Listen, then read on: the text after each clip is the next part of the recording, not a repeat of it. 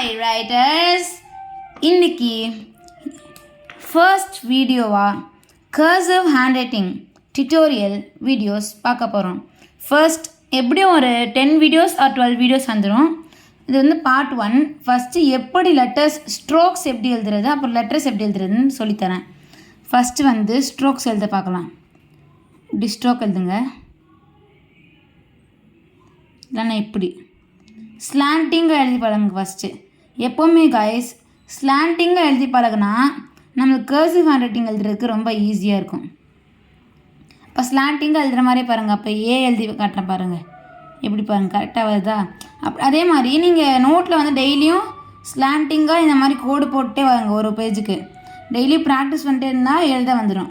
Next அடுத்து B பாருங்கள், அப்படி டேரெக்டாக பியும் வந்துடும். இந்த மாதிரி ஒவ்வொரு லெட்டராக அப்படியே எழுதிட்டு போகணும். ஓகேவா கைஸ்? செகண்டு எப்படி வந்து இந்த ஸ்ட்ரோக்ஸை வச்சு அழகாக ஒரு லெட்டரை எழுதணும்னு சொல்லித்தரேன்.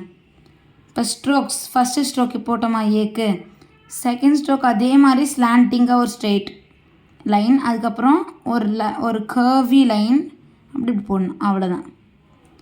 அதே மாதிரி ப்ராக்டிஸ் பண்ணி பாருங்கள், உங்களுக்கு ரொம்ப ஈஸியாக இருக்கும் ஏ போடுறதுக்கு.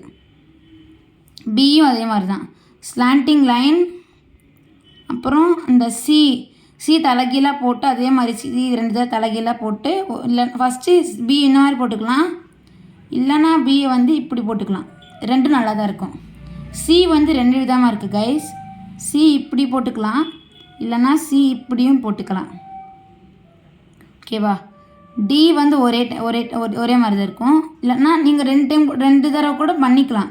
ஏன்னா இந்த சைடு வந்து ஸ்ட்ரோக் வரப்போ இந்த லைன் ஜாயின் ஆகும்போது ஒரு மாதிரி இருக்கும். ஆனால் இது பாருங்கள் இவ்வளோ நீட்டாக இருக்குது. இது போட்டால் உங்களுக்கு நல்லாயிருக்கும். ஈயும் 2 இருக்குது, இப்படி ஒன்று, அதுக்கப்புறம் அப்படி ஒன்று. எஃப் வந்து ஒரே ஒரு தடவை. ஜி வந்து 2 இருக்குது. இப்படி போடலாம், இல்லைன்னா இப்படி போட்டு இப்படி போடலாம். ரெண்டுமே நல்லா தான் இருக்கும்.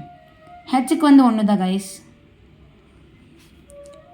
ஐ 1 தான். ஜே வந்து இப்படியும் போட்டுக்கலாம், இப்படியும் போட்டுக்கலாம். நெக்ஸ்ட் பார்ட் 2 வீடியோவில் வந்து கேலேருந்து இசட் வரைக்கும் என்னென்ன லெட்டர்ஸ் எழுத முடியுமோ அதெல்லாம் சொல்லித்தரேன் கைஸ். தேங்க்யூ.